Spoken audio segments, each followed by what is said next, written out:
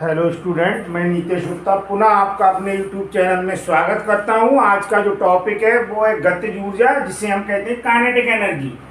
Kinetic energy के बारे में थोड़ा सा आप समझ लीजिए। किसी गतिमान वस्तु में उसी की गति के कारण जो ऊर्जा निहित होती है उसी को हम क्या कहते हैं? गतिज ऊर्जा कहते हैं। गतिज का मतलब ही गति से है। आप ऐसे जनरली समझ लें, कोई वस्तु कम वेग से चल रही है, जिसकी गति कम है उसकी गतिज ऊर्जा कम होगी, और कोई वस्तु जो अधिक वेग से चल रही है उसकी गतिज ऊर्जा क्या होगी? अधिक होगी। अब मैं इसका स्टेटमेंट आपको बता रहा हूं।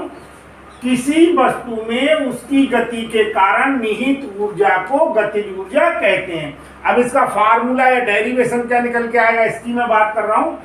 माना स्मॉल एन द्रव्यमान की वस्तु एक समान वेग u से गतिमान है। इस पर बल कैपिटल F लगाने से यह बल की दिशा में स्मॉल s विस्थापित हो जाती है, जिससे वस्तु पर किए गए कार्य के कारण उसका वेग u से परिवर्तित होकर v हो जाता है तथा उत्पन्न त्वरण स्मॉल a है। तब गति के समीकरण से, यानी u वेग से गतिमान है, F बल लगा रहे हैं, s दूरी वह विस्थापित होती है, और जो कार्य किया जाता है उसके कारण u से वेग परिवर्तित होकर v हो जाता है, और वेग परिवर्तन के कारण जो त्वरण उत्पन्न होता है वो क्या है? स्मॉल ए।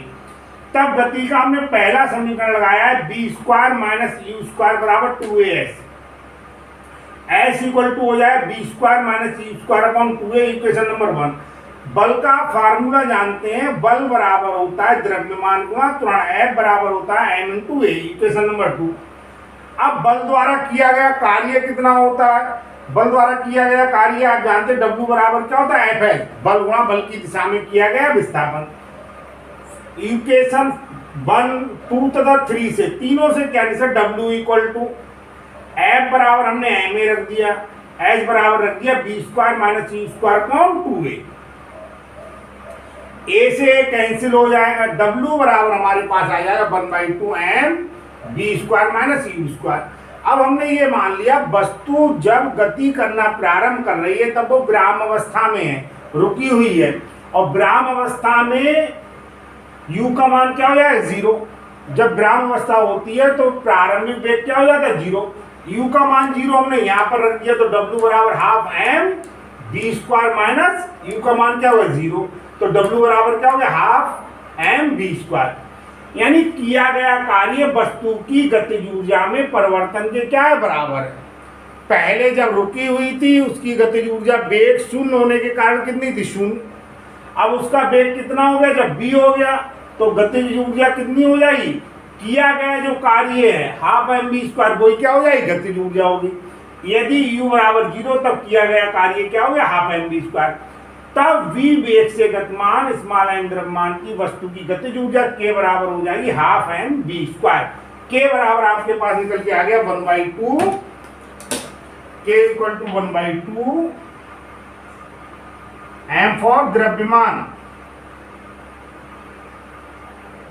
इंटू वेग का स्क्वायर। ये फार्मूला निकल के आया, इसे आप याद रखें। स्थितिज ऊर्जा, जिसे हम पोटेंशियल एनर्जी कहते हैं, उसके बारे में बताना चाह रहा हूं। देखिए, जैसे मैं आपको कुछ उदाहरण बता रहा हूं। अगर हम किसी भी, मान लीजिए ये स्टिक है, इस स्टिक को पृथ्वी तल से ऊपर उठाते हैं, या मान लीजिए ईंट है, भारी है, इसे उठा रहे हैं तो हमें थोड़ा ताकत लगानी पड़ रही, कार्य करना पड़ा है।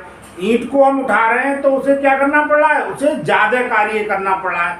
तो जब जो कार्य करना पड़ता है वो कार्य इसमें एक ऊर्जा के रूप में उपस्थित रहता है, उसी को हम स्थितिज ऊर्जा कहते हैं।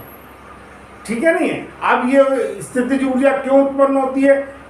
इस पर एक बल लग रहा है, ऊर्ध्वाधरता नीचे की ओर, गुरुत्व बल के कारण पृथ्वी से अपने केंद्र की ओर खींच रही है, और आप उस गुरुत्व बल के विरुद्ध इसे ऊपर ले जा रहे हैं। तो ऊपर ले जाने में आपको कार्य करना पड़ रहा है। यही कार्य ही इस स्टिक में स्थितिज ऊर्जा के रूप में संचित है। इसे आप छोड़ देंगे, ये स्थितिज ऊर्जा गतिज ऊर्जा में परिवर्तित होना प्रारंभ हो जाती है।